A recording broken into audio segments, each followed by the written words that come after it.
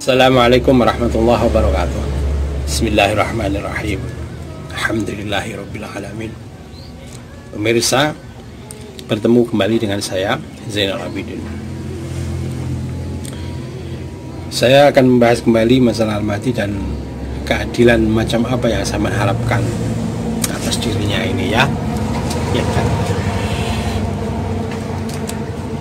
Begini pemirsa, saya sangat meyakini bahwa keadilan yang dibawa Al-Mahdi sebagaimana yang saya sudah narasikan di bagian pertama ya, ini berproses seperti proses-proses sifat basariah pada umumnya ya. Jadi proses-proses yang menjalani manusia misalkan ya, bahkan seperti Pak Karno dulu ya, apakah semua orang langsung tunduk terhadap Pak Karno ya? Bahkan temannya sendiri yang bernama Pak Kartosuwiryo ini tidak percaya sama Pak Karno, bahkan beda pendapat, bahkan sampai ada pemberontakan DITI itu yang akhirnya Kartosuwiryo dihukum mati semacam itu. Apa yang saya katakan seperti itu? Ya ini sampean harus mulai bersiap-siap jika kemunculan Al-Mahdi ini tidak seperti superhero yang sampean harap-harapkan itu. Jadi tidak langsung muncul keadilan yang membalikkan telapak tangan itu, tidak seperti itu, tapi berproses alamiah, ada perjuangan, ada pertentangan semacam itu ya, sehingga sebagaimana yang dilakukan Pak Karno dulu, memang Pak Karno mendunia saat itu, sebenarnya ini tidak bisa dipungkiri ya, macam Pak Karno populer sekali saat itu, sebagaimana pemerintah saat ini sebenarnya ini pemerintahan Pak Jokowi ini atau Pak Presiden Jokowi ini juga populer di tingkat dunia, bahkan untuk kategori pemimpin yang paling populer tahun 2020 ini dikatakan sebagai yang nomor satu itu Pak Jokowi. Ini jelas. Tapi bagaimana upaya-upaya sebagian rakyatnya ya, sebagian kecil ya rakyat ini memusuhi, tidak percaya apa yang dibawa oleh Pak Jokowi ini, selalu ditentangnya ya. Wadah, kalau dia mengatakan keadilan yang mana yang katanya Pak Doli ini misalkan zalim pada masyarakatnya, coba tunjukkan ya, apakah pembangunan infrastruktur ini zalim, apakah hutang yang untuk kepentingan masyarakatnya ini zalim, apakah dengan memberikan harga BBM yang sama antara Indonesia Barat dan Timur itu juga zalim, apakah dengan menyalami masyarakat rakyat kecil itu juga zalim? Hah? Zalim menurut siapa? Ya, kalau zalim menurut sampean yang dulunya ya mudah karena dengan ongkang-ongkang kaki aja ya sudah dapat miliaran ya, keuntungan miliaran dengan misalkan dengan lewat pemilihan saham Petral misalkan ya, kemudian dengan impor minyak misalkan, hanya dengan DO yang dimiliki misalkan ya, impor minyak itu lalu dari Pertamina beli ke situ sekian setengah dolar apa $1 itu keuntungan setiap barrelnya itu, lalu dikalikan 800.000 barrel, ini sudah berapa? Macam itu toh ya. Oleh karena itu Pak Jokowi itu zalim untuk siapa? Kalau saya sebagai rakyat kecil, saya sangat meyakini apa yang dilakukan Pak Jokowi ini tidak zalim sama sekali, bahkan pro rakyat kecil macam itu, ya. Karena seperti yang saya rasakan sendiri sekarang ini sudah ada dalam perbankan itu dimasukkan KUR ya, yang bunganya sangat kecil macam itu, ya. Ini saya rasakan. Kemudian pembangunan infrastruktur yang merata di mana-mana ini sangat dirasakan oleh rakyat kecil semacam saya ini. Oleh karena itu, jika ada yang merasa dizalimi, ini harus tanda tanya besar, siapa yang dizalimi oleh Pak Jokowi ini, ya. Kalau sampean pro rakyat kecil, saya sangat meyakini sebagian besar masyarakat Indonesia terwakili oleh kepemimpinan Pak Jokowi ini, ya. Jadi keadilan yang dibawa oleh Pak Jokowi ini dengan memperhatikan kepentingan hak rakyat kecil ini sudah tepat. Tentu tidak zalim, justru ini amanah, ya. Lalu kalau dilihat dari bagi mereka yang mafia, misalkan ya, mafia di bidang BUMN, misalkan di Pertamina, di listrik negara dan lain-lain, ini dirasa memang Pak Jokowi ini zalim terhadap mereka, ya. Tapi hanya sebagian kecil yang merasa bahwa Pak Jokowi ini zalim, karena selalu dinarasikan, dipropagandakan berulang-ulang seolah-olah hoax ini, ya, berita fitnah ini menjadi benar adanya. Bahkan jangankan ya, saya sendiri juga merasa seperti itu. Kok ya semacam ada pembenaran semacam itu. Lalu saya katakan lagi dalam diri saya, ya, orang yang hatinya tulus, seandainya dia diuji terhadap sesuatu yang berat, saya sangat yakin ini seandainya dia menjadi tergelincir, ini tentu tidak akan lama dan akan cepat-cepat menyesal semacam itu. Lain dengan orang yang wataknya ini sudah jelas-jelas munafik, ya. Tidak mempunyai empati terhadap sesama misalnya, tentu akan tidak peduli, cuek aja terhadap nasib bangsa atau masyarakat kecil ini. Oleh karena itu, pembangunan infrastruktur di Papua, terus pengambilan, pengakuisisian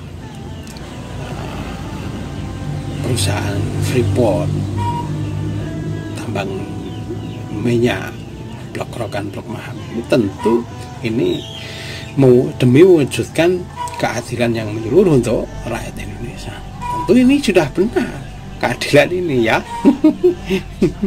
Tapi memang tentu tidak semua orang terpuaskan. Kenapa? Karena bagi mereka yang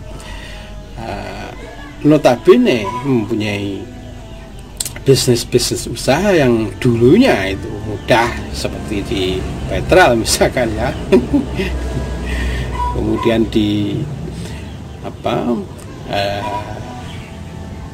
dalam bidang birokrasinya, misalkan dengan perizinan, ya, ini akhirnya ada di situ, ini sudah bukan rahasia, bukan sudah rahasia lagi, ya, sudah menjadi rahasia umum. Jika membutuhkan suatu usaha-usaha ingin dilakukan, tentu di situ banyak izin yang akan lama waktunya jika tidak memakai fulus, bahkan tidak lolos macam itu, ya toh.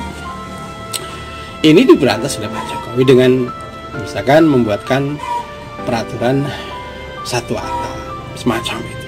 Kemudian itulah yang dilakukan oleh Pak Jokowi untuk memeratakan kemakmuran untuk setiap rakyatnya. Jika ada yang tidak senang semacam itu, ya bagi mereka yang dulunya di tempat basah semacam itu, lalu oleh Pak Jokowi ini tidak diberi seperti semacam itu. Karena apa? Dengan kemudahan memberikan akses terhadap izin-izin usaha tentu agak sulit ya. Agak sulit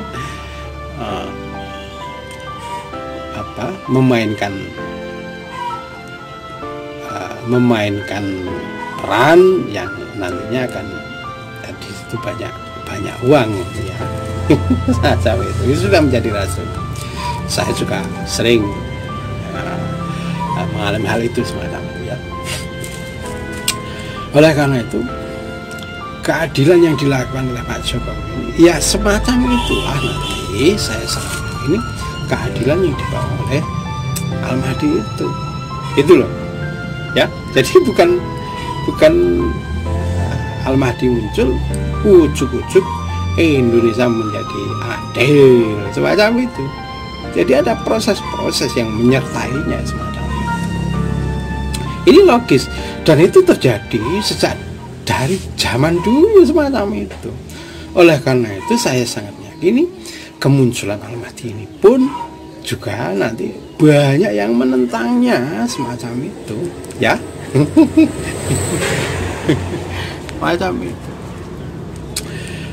Saya sangat meyakini kemunculan Al-Mahdi yang saat ini pun ya, saya juga meyakini bahwa itu sebagaimana yang dikatakan dalam Al-Quran ya, Bismillahirrahmanirrahim, ma arsalnaka illa rahmatan lil alamin. Saya sangat meyakini memang diutusnya Al-Mahdi ini juga rahmat bagi seluruh alam.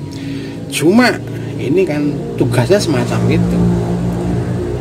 Tapi bagi Al-Mahdi itu sendiri yang menentang terhadapnya, saya sangat yakin ini akan banyak lah ya. Mungkin sampai-sampai yang mengharapkan ini justru menolaknya saat Al-Mahdi beneran ini muncul ya. Karena apa? Sampai tidak percaya. Apalagi notabene dalam Jangka Jayabaya ini dan Kawaset ini diceritakan bahwa saat ini keadaan Al-Mahdi ini sangat prihatin ya, memprihatinkan semacam itu. Karena dia dijadikan rakyat jelata. Ya. Ya. Bahkan waktu dulu pun ya, saat Tolut itu ditunjuk oleh utusan Allah ya, sebagai panglima perang untuk memimpin Bani Israel saat itu, banyak sekali umat Bani Israel yang tidak percaya terhadap Tolut ini ya. Saya sangat meyakini hal itu terhadap Al-Mahdi saat ini gitu loh. Bapak-bapak, saya sangat meyakini bahwa kemunculan Al-Mahdi ini tidak seperti asumsi atau perspektif yang sampean narasikan selama ini gitu loh, yang sampean pahami selama ini, yang sampean harapkan selama ini gitu. Bahkan seperti kemunculan Nabiullah terakhir ya, Khatamul Anbiya itu Kanjeng Nabi itu sendiri, Kanjeng Nabi Muhammad itu sendiri, banyak bangsa Israel tidak percaya. Bahkan mungkin hampir 95%-nya tidak percaya, atau mungkin lebih ya. Bahkan bangsa Ajam atau bangsa Arab itu sendiri juga tidak percaya. Bahkan pamannya sendiri tidak percaya ya toh. Macam itu. Oleh karena itu saya sangat yakin bahwa kemunculan Al-Mahdi saat ini pun juga akan terjadi. Saya sangat yakin semacam itu ya. Oleh karena itu bersikaplah logis ya, kemudian dengan dasar-dasar Al-Quran dan tanda-tanda atau ciri-ciri Al-Mahdi itu macam apa. Karena saya sangat meyakini termasuk di antara ciri umumnya adalah dia tidak berkata kotor ya, macam itu. Juga tidak suka memfitnah dan propaganda, memprovokasi misalnya. Saya sangat yakin hal itu. Kenapa? Karena yang saya tahu Al-Mahdi ini adalah merupakan implementasi ajaran Al-Quran itu sendiri yang sebagai rahmatan lil alamin. Jadi menurut saya Al-Quran itu sebenarnya kitab yang ditujukan untuk semua makhluk di alam ini, tahu semua alam ini, tidak hanya untuk kaum muslim ya. Jadi sebenarnya Al-Quran ini harusnya dipelajari oleh siapapun yang ingin kembali ke jalannya Allah semacam itu. Oleh karena itu keadilan yang dibawa oleh Al-Mahdi pun juga berproses alamiah sebagaimana yang diperjuangkan manusia pada umumnya ya. Demikian, wassalamualaikum warahmatullahi wabarakatuh.